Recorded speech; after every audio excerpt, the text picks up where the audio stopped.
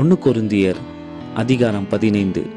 அன்றியும் சகோதரரே, நான் உங்களுக்கு பிரசங்கித்த சுவிசேஷத்தை மறுபடியும் உங்களுக்கு தெரியப்படுத்துகிறேன். நீங்களும் அதை ஏற்றுக்கொண்டு அதிலே நிலைத்திருக்கிறீர்கள். நான் உங்களுக்கு பிரசங்கித்த பிரகாரமாய் நீங்கள் அதை கை கொண்டிருந்தால் அதனாலே நீங்கள் இரட்சிக்கப்படுவீர்கள். மற்றபடி உங்கள் விசுவாசம் விருதாவாயிருக்குமே. நான் அடைந்ததும் உங்களுக்கு பிரதானமாக ஒப்புவித்ததும் என்னவென்றால், கிறிஸ்துவானவர் வேத வாக்கியங்களின்படி நமது பாவங்களுக்காக மரித்து அடக்கம் பண்ணப்பட்டு வேத வாக்கியங்களின்படி 3ஆம் நாளில் உயிர்த்தெழுந்து கேபாவுக்கும் பின்பு 12 தரிசனமானார். அதன் பின்பு அவர் 500 பேருக்கு அதிகமான சகோதரருக்கும் ஒரே வேளையில் தரிசனமானார். அவர்களில் அநேகர் இந்நாள் வரைக்கும் இருக்கிறார்கள், சிலர் மாத்திரம் நித்திரை அடைந்தார்கள். பின்பு யாக்கோபுக்கும் அதன் பின்பு அப்போஸ்தலர் எல்லாருக்கும் தரிசனமானார். எல்லாருக்கும் பின்பு அகால பிறவி போன்ற எனக்கும் தரிசனமானார். நான் அப்போஸ்தலர் எல்லாரிலும் சிறியவனாயிருக்கிறேன். தேவனுடைய சபையை துன்பப்படுத்தினதினாலே நான் அப்போஸ்தலன் என்று பேர் பெறுவதற்கு பாத்திரன் அல்ல. ஆகிலும் நான் இருக்கிறது தேவ கிருபையினாலே இருக்கிறேன். அவர் எனக்கு அருளிய கிருபை விருதாவாயிருக்கவில்லை. அவர்கள் எல்லாரிலும் நான் அதிகமாய் பிரயாசப்பட்டேன். ஆகிலும் நான் அல்ல, என்னுடனே இருக்கிற தேவ கிருபையே அப்படி செய்தது. ஆகையால் நானாகிலும் அவர்களாகிலும் இப்படியே பிரசங்கித்து வருகிறோம். நீங்களும் இப்படியே விசுவாசித்திருக்கிறீர்கள். கிறிஸ்து மரித்தோரிலிருந்து எழுந்தார் என்று பிரசங்கிக்கப்பட்டிருக்க, மரித்தோரின் உயிர்த்தெழுதல் இல்லை என்று உங்களில் சிலர் எப்படி சொல்லலாம்? மரித்தோரின் உயிர்த்தெழுதல் இல்லாவிட்டால் கிறிஸ்துவும் எழுந்திருக்கவில்லையே. கிறிஸ்து எழுந்திருக்கவில்லை என்றால் எங்கள் பிரசங்கமும் விருதா, உங்கள் விசுவாசமும் விருதா. மரித்தோர் உயிர்த்தெழாவிட்டால் தேவன் எழுப்பாத கிறிஸ்துவை அவர் எழுப்பினார் என்று நாங்கள் தேவனை குறித்து சாட்சி சொன்னதினாலே தேவனுக்காக பொய் சாட்சி சொல்லுகிறவர்களாகவும் காணப்படுவோமே. மரித்தோர் உயிர்த்தெழாவிட்டால் கிறிஸ்துவும் எழுந்திருக்கவில்லை. கிறிஸ்து எழுந்திராவிட்டால் உங்கள் விசுவாசம் வீணாயிருக்கும், நீங்கள் இன்னும் உங்கள் பாவங்களில் இருப்பீர்கள். கிறிஸ்துவுக்குள் நித்திரை அடைந்தவர்களும் கெட்டிருப்பார்களே. இம்மைக்காக மாத்திரம் நாம் கிறிஸ்துவின் மேல் நம்பிக்கை உள்ளவர்களாயிருந்தால் எல்லா மனுஷரை பார்க்கிலும் பரிதபிக்கப்படத்தக்கவர்களாயிருப்போம். கிறிஸ்துவோ மரித்தோரிலிருந்து எழுந்து நித்திரை அடைந்தவர்களின் முதற் பலனானார். மனுஷனால் மரணம் உண்டானபடியினால் மனுஷனால் மரித்தோரின் உயிர்த்தெழுதலும் உண்டாயிற்று. ஆதாமுக்குள் எல்லாரும் மரிக்கிறது போல கிறிஸ்துவுக்குள் எல்லாரும் உயிர்ப்பிக்கப்படுவார்கள். அவனவன் தன் தன் வரிசையிலே உயிர்ப்பிக்கப்படுவான். முதற் பலனானவர் கிறிஸ்து. பின்பு அவர் வருகையில் அவருடையவர்கள் உயிர்ப்பிக்கப்படுவார்கள். அதன் பின்பு முடிவு உண்டாகும். அப்பொழுது அவர் சகல துரைத்தனத்தையும் சகல அதிகாரத்தையும் வல்லமையையும் பரிகரித்து தேவனும் பிதாவுமாயிருக்கிறவருக்கு ராஜ்யத்தை ஒப்பு கொடுப்பார். எல்லா சத்துருக்களையும் தமது பாதத்திற்கு கீழாக்கி போடும் வரைக்கும் அவர் ஆளுகை செய்ய வேண்டியது.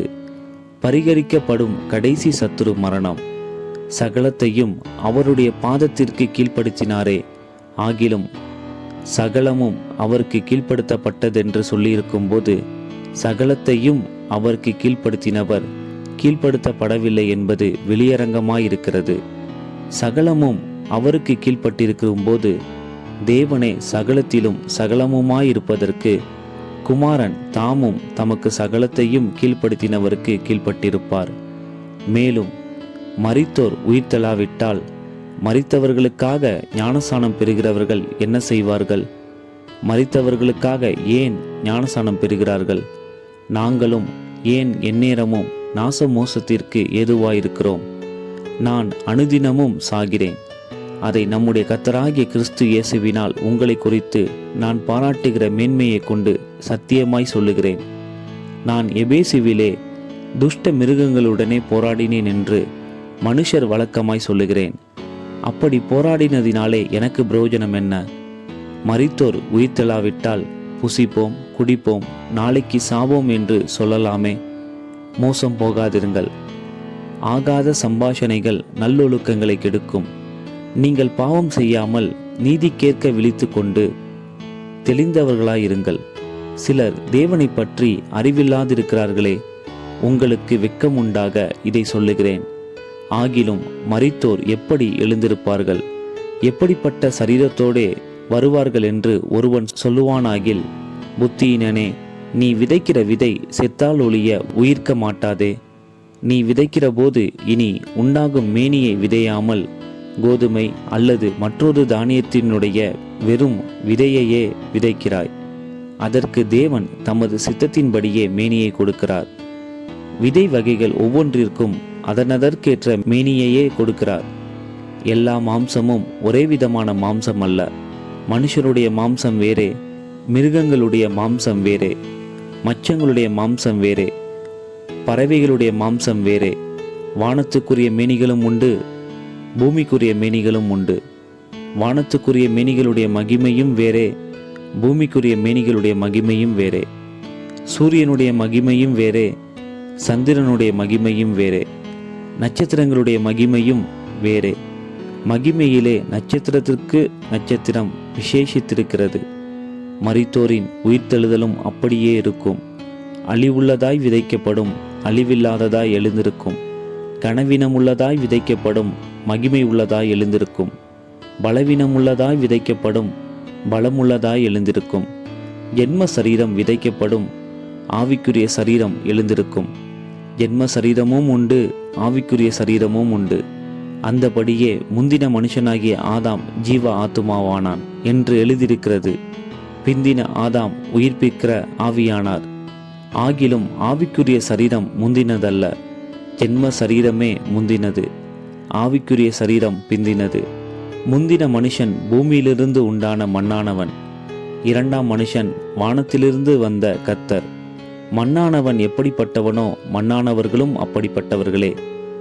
வானத்துக்குரியவர்கள் எப்படிப்பட்டவரோ வானத்துக்குரியவர்களும் அப்படிப்பட்டவர்களே. மேலும் மண்ணானவனுடைய சாயலை நாம் அணிந்திருக்கிறது போல வானவருடைய சாயலையும் அணிந்து கொள்ளுவோம். சகோதரரே, நான் சொல்லுகிறது என்னவெனில், மாம்சமும் இரத்தமும் தேவனுடைய ராஜ்யத்தை சுதந்தரிக்க மாட்டாது.